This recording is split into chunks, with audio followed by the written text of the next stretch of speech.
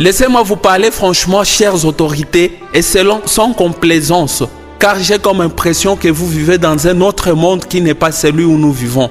Oui, je n'ai pas peur, car je défends une cause noble. Nous voulons que vous construisiez des routes partout dans la République démocratique du Congo.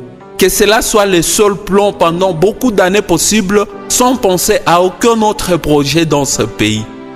Que facilement l'on puisse quitter un groupement vers un autre, une chefferie vers une autre, une ville vers tous les territoires de la province donnée, une province vers toutes les autres provinces du pays et toute province de la RDC vers la capitale. Nous acceptons de manquer tout, pourvu que les routes soient une réalité chez nous. Réfléchissez dans ce sens si vous aimez ce pays. Nous n'acceptons pas de vivre dans ce pays comme des prisonniers. Nous n'acceptons plus de manquer la nourriture alors que les autres Congolais produisent la nourriture pour manquer quoi en faire. Nous n'acceptons plus d'être les cœurs de l'Afrique alors que nous n'avons aucune leçon à donner aux autres pays.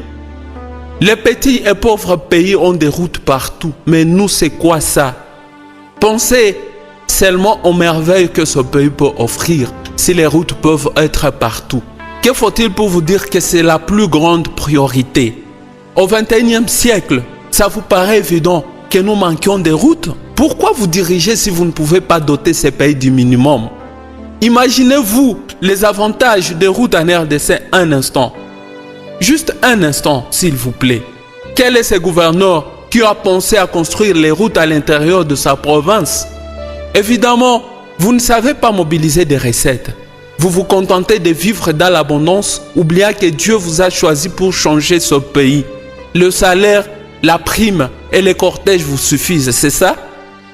La construction des routes en RDC constitue le désenclavement du pays et joue un rôle majeur dans la sécurité à l'intérieur du pays.